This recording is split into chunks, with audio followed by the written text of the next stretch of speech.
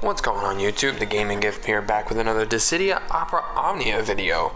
And today I'm going to be kind of following the trend I started with Danmachi Memoria Freeze. I'm going to be doing a Dissidia Opera Omnia beginner's guide. So I'm going to be going over some steps that beginners can take to get started in the game, get everything they need to do to get going, and so on and so forth. With Dissidia, there's not really all that much to it like there is in Danmachi. It's actually pretty straightforward, so it's pretty relatively easy to get started in Dissidia. But a buddy of mine actually asked me to do this video after he saw my Danmachi video, and I was like, you know what? Yeah, why not? Let's get one going for Opera Omnia, since I do very much enjoy the game, and I know this game is rising in popularity out there. So let's get started. So the very first thing that you're going to want to do is, obviously, you're going to want to start the story. As of right now, there are nine chapters. Chapter 9 just came out with the release of Sarah, Edgar, and Irvine. But you want to start off with the story. You want to start off with chapter 1 and just work your way up. There are a lot of missions and whatnot that you can do that'll give you a bunch of gems to start out the game, while clearing missions all at the same time. You get 200 just for clearing out a story, and then once you progress a little more and you have a good enough stuff, you can go back to the chapters and do them on hard mode, and that clearing them on hard mode will get you 1,000 gems and whatnot. So as you level, as you do all this and that, you'll unlock missions, as I'll show you here, which are in this tab right here. So player, there'll be a list of plenty of things to do, like raise crystal levels, which I'll talk about in a second, just ranking up, all this and that, completing chapters on normal and hard mode, get you bunches of gems, and so on and so forth. There are also dailies that you can do, 5 quests a day, get you 300 gems, Dissidia points, and all that. So next up, what you really should focus on doing, you come into quests. Each day there will be, you want to click on the events black hole. You'll have a list of events that pop up. Don't worry about this stuff right now. What you want to do is, when you get a little stronger, you want to do the cycle quests. So these quests come up every single day. For free use, you can do them 10 times each day. Just go ahead and sit down and do them for each 10 times. Do the level that you currently can clear. Just test out, see how far you can go, and then just do, say if you're stuck on level 30, just do that over and over. Build up some crystals, work your way through that. You're going to be getting a bunch of crystals through the story mode and all that, but this is another fantastic way to start building them up early on if you just clear these out the 10 times a day. Opera Omnia doesn't work with the stamina system, so you can play the game as literally as much as you want. So if you're sitting down playing hardcore, I would definitely suggest clearing out these 10 each times they appear per day. You're going to be getting cycle keys, which you can go down to for, say, the green one starts in 5 days. Click on it, you can unlock it for 30 minutes with one of the cycle keys that you get per event, which is nice. But you don't have to do that. If you want, you could. But yeah, just clearing out the crystals once a day for the 10 times will start building up a lot of crystals that you can use for your characters. I'm actually going to show you how these work. So this is my current team. I have Ash, Yida, and Vaughn. Vaughn, I'm almost there, almost done with him. I just bought his armor, max limit braked his 15 CP, and currently working on max limit breaking his 35. I'm out of power orbs. So yeah, I'm just going to show you real quick like the layout with a crystal quest. Most of the time they're going to be relatively the same. You're going to notice cactuars, they only appear here. So yeah, pretty much the layout is primarily the same. 1 cactuar in the beginning, 2 in the end. It's just, it all differentiates just depending on whatever quest you're working on.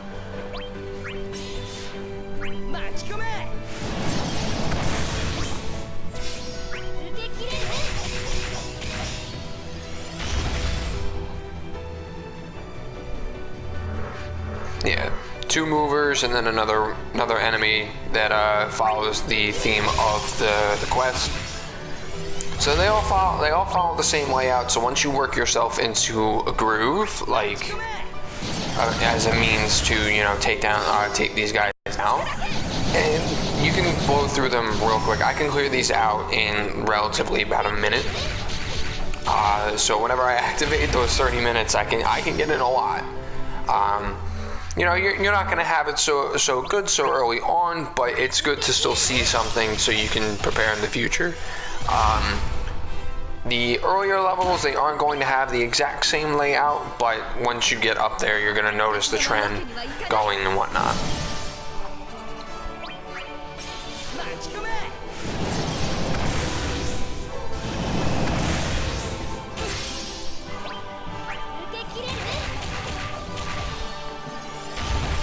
Alright, and that's that.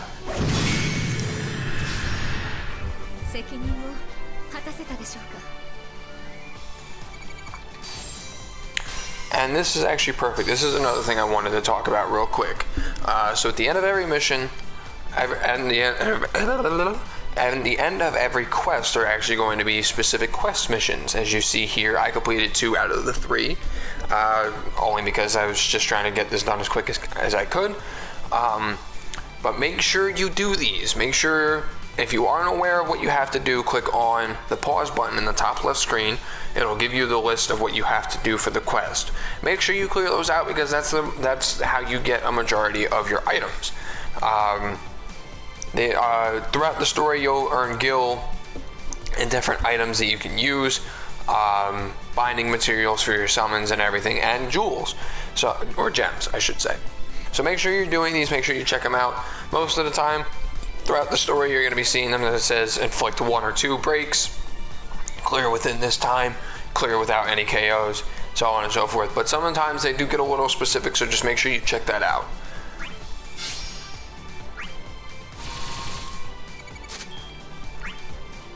Alright, so next step would definitely be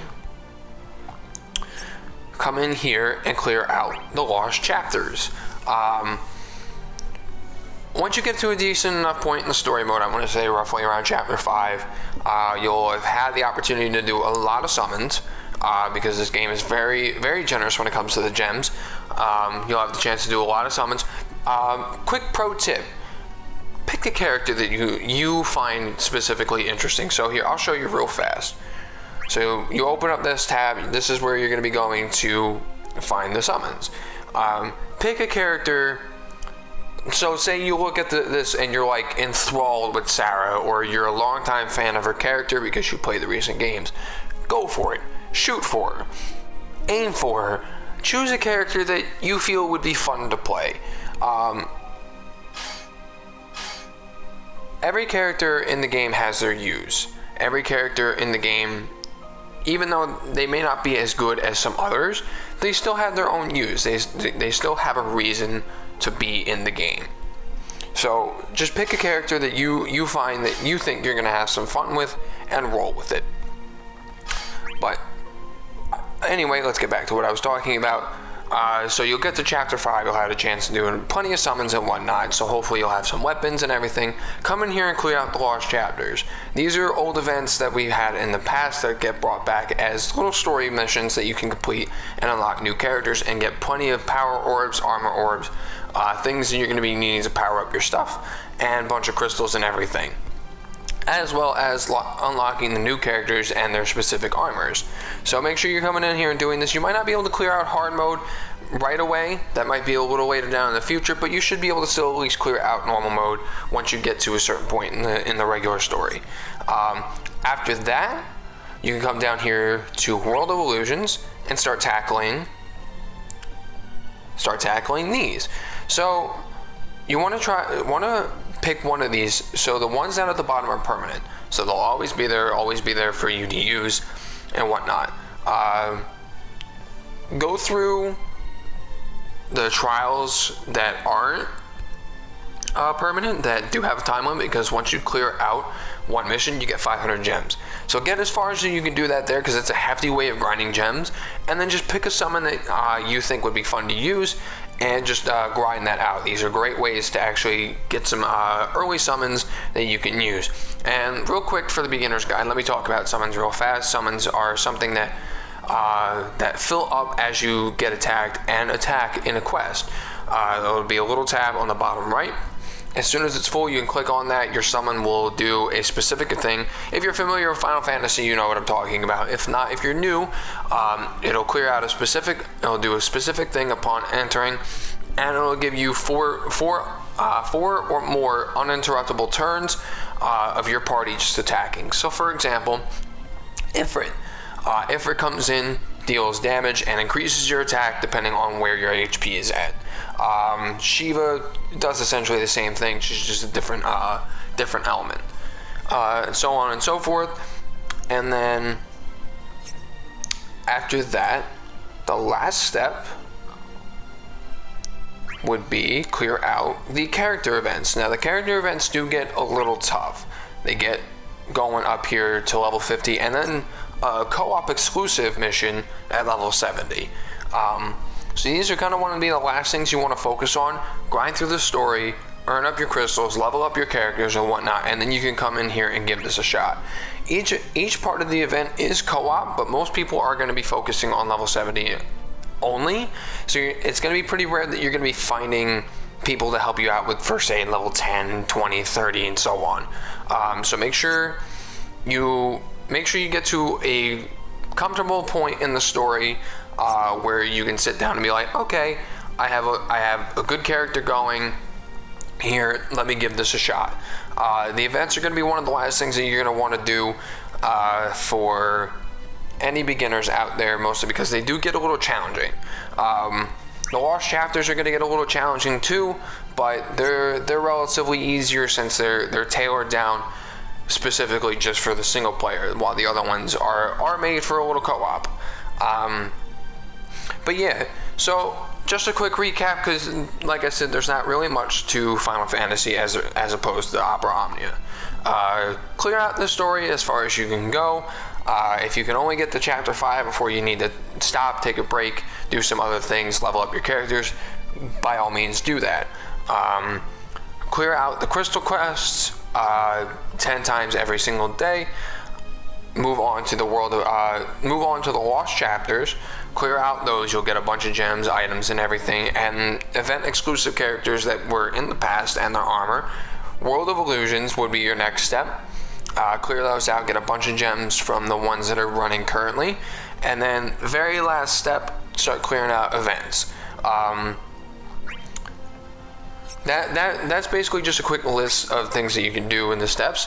So I'm going to show you now real fast how enhancement and whatnot works. So let's click on Vons. So real fast, each weapon and armor has 3 slots. As you can see right here, those 3 slots are for limit break. When you do get these items called power stones if you sell a certain weapon and whatnot, but by infusing the same weapon into it, you unlock a limit break slot, which increases the max CP of the weapon, so you can equip more abilities and stuff, and also the max level of the weapon, making it stronger. Weapons use these things down here called power orbs. These are only used for weapons, and they will raise it a certain amount depending on the rarity. Now let's go back, and now same for armor. I'm not going to go over relics, mostly because this is beginner friendly. Relics is much later down the road. Don't need to worry about that right now. But let's say, for example, let's click on Tidus's. Tidus armor and everything uses armor orbs. So, but these, they work specifically just for that. So, by grinding the story and everything, you're going to be working up a lot of these orbs that you can use to... Oh, excuse me, I'm so sorry. A lot of these orbs to power up your equipment to get your character a lot stronger. Don't sleep on this. Don't be like, yeah, I just pulled a 5-star weapon, I don't have to touch it. Make sure you use it, because it makes a huge difference in leveling it up. And then another thing is crystal strength. So these are the list of crystals that you get. There are 6 in total. Each character has a different crystal that they use. For example, Vaughn uses red crystals. As you can see at the top, it'll tell you on the top of the character. Yada uses green, Ramza uses yellow, and so on and so forth. By clearing out those crystal events each day, especially if you start now, since they are the rewards are ×2, you'll get a bunch of them. By doing those each day, later down the road, whenever you're ready to sit down and do this, you'll have a bunch of crystals where you can just power up your characters as fast and get them really strong. Because this will unlock passives. Different passives. I'm not going to get too specific into this because this is a beginner's guide. So choose a character, pick anyone that you think would be fun. Come here, check out the passives they're going to be learning, so you can actually sit down and look and see what they get and how you could tailor it to the character that you enjoy. So, and then last but not least, summons. So down here, after you earn enough materials that you'll be getting through like the story missions and everything, you'll be able to make and create new summons. As of right now, there are 10, so I'll show you. I don't have the material to make him, but once you get to a certain part of the story, you'll start finding materials that you can make these summons. And then you go to enhance, and with those materials that you'll get from the trials and stuff, you can actually level them up. See all the materials? And now it just enhanced my summon to level 2, making it faster for him to come out, and he does a little more damage when he does come out. But yeah, so that's basically it on summons and stuff. This stuff is real easy. Just make sure you study it, go over it, make sure you figure it out to the best of your ability, because this is going to be an important part of most of what you're going to be doing. So that'll do it. That's pretty much it. I know I said it's a lot less than the Danmachi, and it really is. It's just different steps that you have to take and learning the game in your own specific way. But that'll do it for the video, guys. Thanks for watching. As always, like I said before, when you're playing the City of Opera Omnia, make sure you choose a character that you think would be fun to play. Each character has their use. Each character has their own uses and are useful in just about any situation. Some are a little better than the others at the moment, but each character does get a 35 CP weapon, does get new enhancements later down the road. So just pick what you want to play, have fun, clear out those steps as I mentioned before, and you'll be on the road to becoming a great Final Fantasy Opera Omnia player.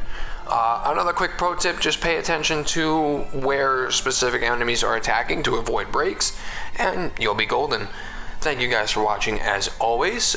If there are any other games that I play on the channel that you would like to see a beginner's guide, feel free to mention it. I may consider it in the future. I'm already considering doing a token battle one. Also, give me some feedback. What else should I be doing for these beginner guides? Should I be doing more quests just to show off how the game plays? Should I be doing more things as I'm talking about the guide to keep it more entertaining? What do you think I should do to help me improve on these? Because I do enjoy doing them. They're a lot of fun, and I feel I'm being very informative. So yeah, that'll do it, guys. Thanks for watching. The Gaming Gift signing off. Have a wonderful day.